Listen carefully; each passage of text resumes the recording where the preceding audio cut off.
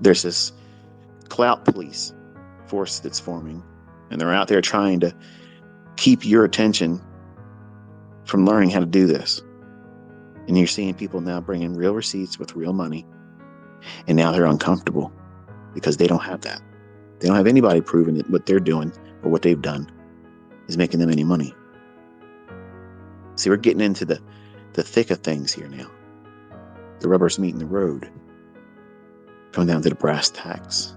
And those that are submitting themselves properly are getting results. And all the old things that they used to be able to say about what we do here, they're finding that it's being met with a bulletproof vest. And it's wrecking ball proof, atomic bomb proof. You can't beat proof with real money, with real receipts, with real interviews from companies that pay these individuals. I don't own any funded account, so I'm not scripting anything. So they're doing something right. And that's the following of the process and the model. And you hear it in their own testimonies that they struggled, just like you're struggling too. But they kept pressing forward. I'm sure they saw all the things and hear all the things that all of you hear. You're never going to get it. This is becoming retail. This is never going to be retail. Look how many people talk bad about it. That right there is a testimony. As long as we got all these people hating on the idea, it ain't going to be retail. They want you to think that because they're insecure. They want you to feel like this is the worst thing for you to be doing. You should be following their garbage. Listen to their bullshit. Don't take partials. Trade animal patterns.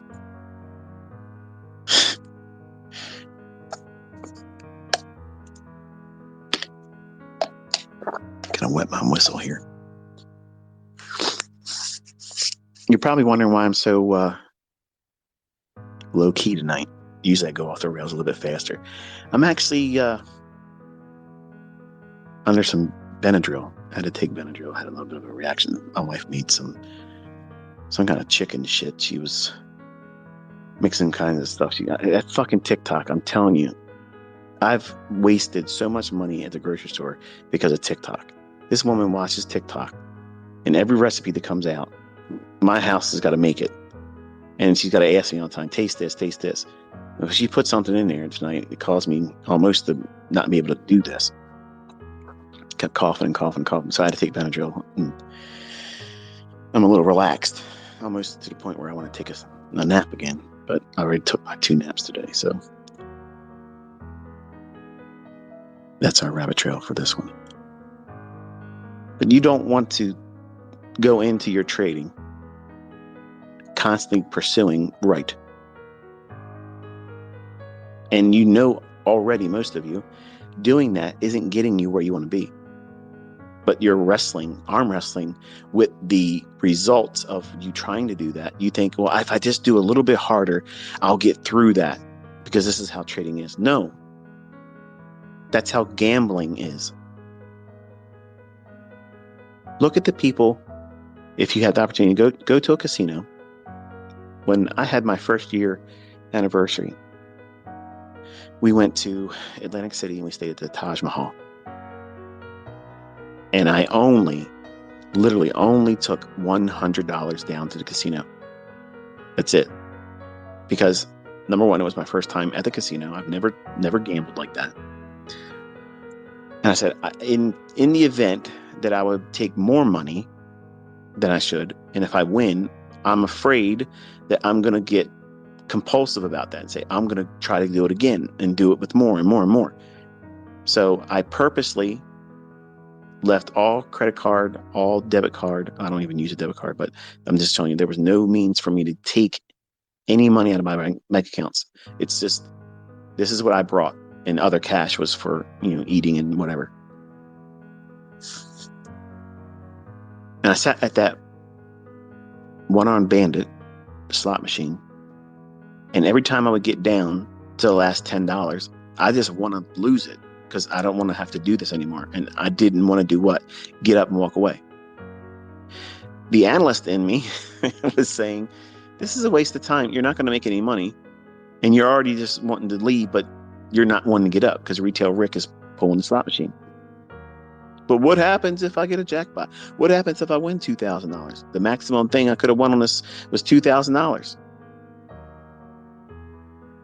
And I would make it a little bit up to 75, 65, just under $80, getting back to the $100 that I put in the machine. And then all of a sudden, it would be spent down to the last $10, $12. And I'm like, okay, it won't be much longer now. And then I won't have it. I ain't got to worry about doing this. I can go watch the shows with my wife or whatever. And I'd win a little bit more, but it would be like to be $50 or $40. And then the gambler in me said, oh, I'm probably real close to one of those big wins. Let me just keep playing. And I sat down there for almost 7 fucking hours with the same $100. Couldn't make it go away, and I couldn't freaking make any money above $100. I never got it over $100. So I'm thinking to myself, this is stupid. Like, what the hell am I doing? So finally, I just did the maximum bets that it would allow me to do, and then boom, it's gone. And I was relieved that $100 was spent like that, because I was like, okay, now I don't have it. I won't be enticed to do what? Do another run of that and get caught up in that whole pursuit of being right.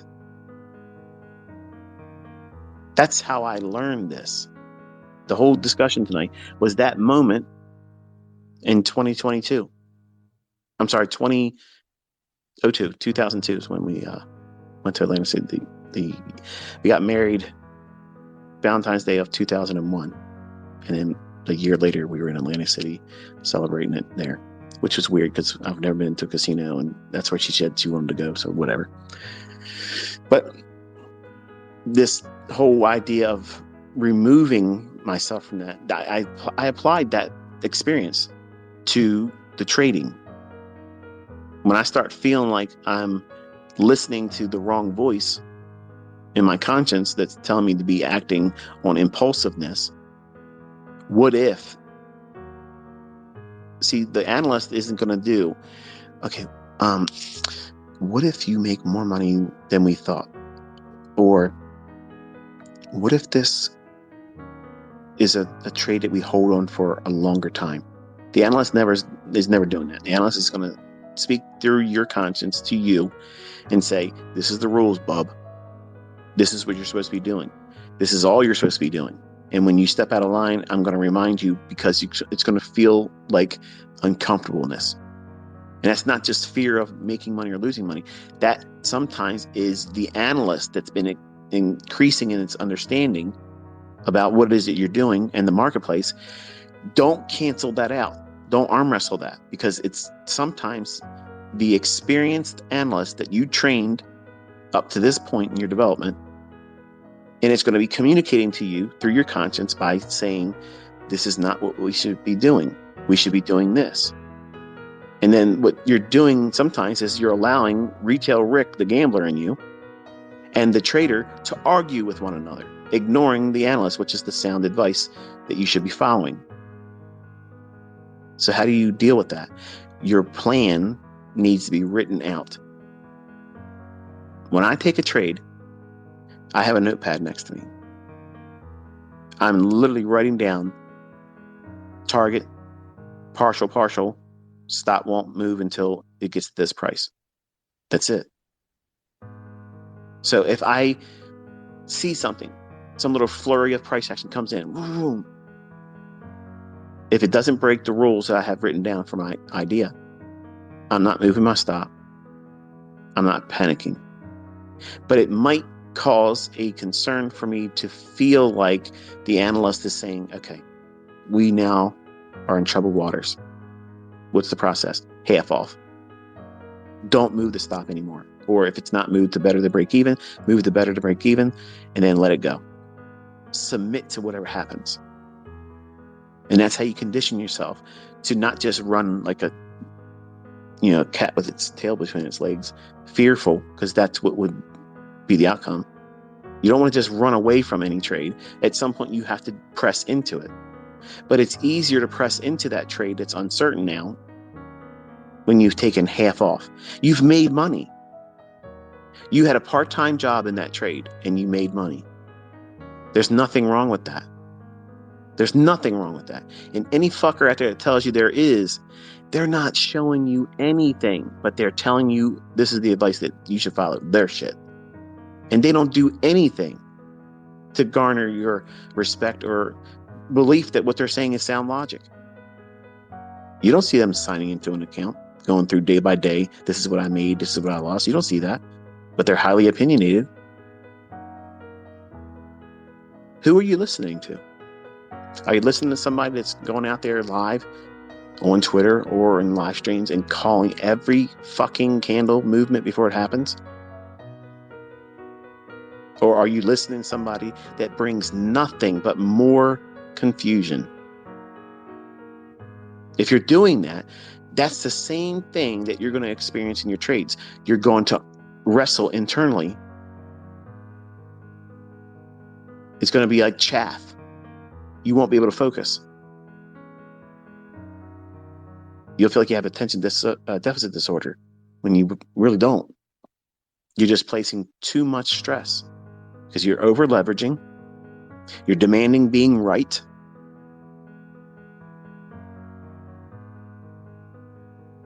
Easiest solutions. Cut half the trade off. You'll fix the over leveraging right there. You've funded yourself. You paid for that time in the trade. Your stop's better than an even. And now you can submit to the outcome.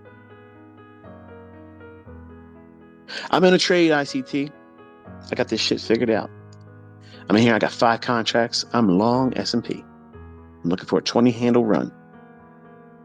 Around 12 handles in. Whew. What are we doing here? Anybody got any ideas? What do you think? You think it's going to go up? Let's do a poll. As soon as you feel that, half off. But I got 5 contracts. Take 3 off. Why not 2? Take 3 off. Shut the fuck up. Take 3 off. You've banked 3. Let the 2 run. If it goes to stop, it's okay. If it goes to target, great. Next trade. You got to wrestle yourself into submission to the model. Otherwise, the market and your weaknesses will wrestle you into submission to failure. You won't see it coming. Nobody ever sees it coming until it's done. And you're like, man, I knew at that moment, right? You'll know exactly what it was. And you'll know, and you'll admit to yourself, that was the moment I should have did this or that. Damn it, why did I do that? Now I got to do a funded account reset. Now I got to go put more money in the account.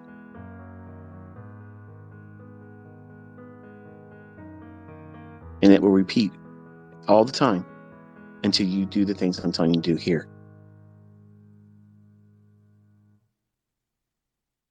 You're trying to graduate to a state of mind that when you go into the marketplace, you are at the state of mind that is when being right is no longer enough. You now are detail-oriented. You're principle-oriented. You're following logic. You want precision. Right is not enough. Your pursuit now is you want to control risk so impeccably that your winners are going to so far outpace your losing trades, it won't matter. It won't matter. The next trade that you lose on, it won't even have any impact at all on you. None. Zero.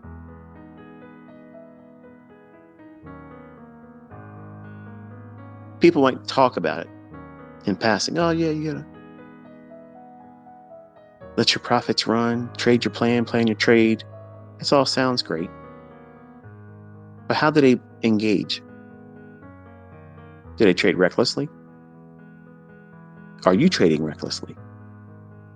Are you throwing everything out the window because now you have a funded account or a live account?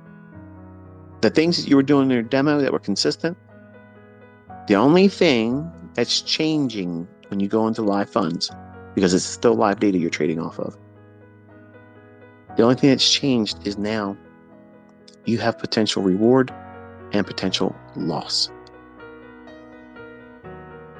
And you have to grow into accepting that. And it's not easy. For some of you, it's going to be next to impossible, but you have to graduate into it slowly. Whatever the least amount of money you can put in on a trade, that lot size, that's what you trade until you're absolutely bored. And then you go up one more contract, trade like that until you're absolutely bored. And you do it again and keep doing it again and again until you can get to the point where, oh, wow, I can be in 5 mini contracts making $250 per handle. All I got to do is get 4 handles and it's $1,000. And you'll see that making $1,000 a day doing that is easy. But it's hard for you right now because you're going to feel what? As soon as you put a trade on with 5 contracts, you're thinking, shit, my ass is puckering. What is going on? I don't know if I'm supposed to hold this or get out. It's moved 2 ticks. Shit, it just moved 2 ticks. What am I going to do? 2 ticks. Am I long or short? What the hell am I doing here? Did I put the stop on right? You're going to be thinking about all kinds of shit. You're going to feel completely like a noob. What's changed? Potential reward and potential profit is the greed. Potential loss, potential debit to your account. That's your potential wreckage. Now, instead of saying, okay, is price confirming that it's continuously moving in my favor? And is order flow still on my favor, in my own side? That's where your attention is. You're not looking at the profit and loss little button on your screen. How much money am I up and down, up and down? You do that, you're done. I just do that to show you eye candy, to hold your attention in the early stages. You don't need to see that once you understand what you're doing, because you can clearly see, okay, it's moved in your favor. Do the math. How many contracts could you have been there? And there it is. In the beginning, new traders, new students, they need to be entertained. There's got to be a hook in their mouth that draw them this direction. And I'm a master at that. Good songs, maybe not every song, because I'm sure some of you would have heard songs that I put in my videos where like, what the hell was he thinking putting this in there? It's not for you, it's for me. But I know how to draw a crowd. And once that crowd's there, I know how to teach you. But I also am aware that some of you are not teachable and you'll walk away before you should. And some of you, I'm glad you did or do, because you're not prepared and you're just going to be toxic. But knowing what to do, when to react to it. When we react, okay, I saw this, I can't remember the guy's name. He's a YouTuber.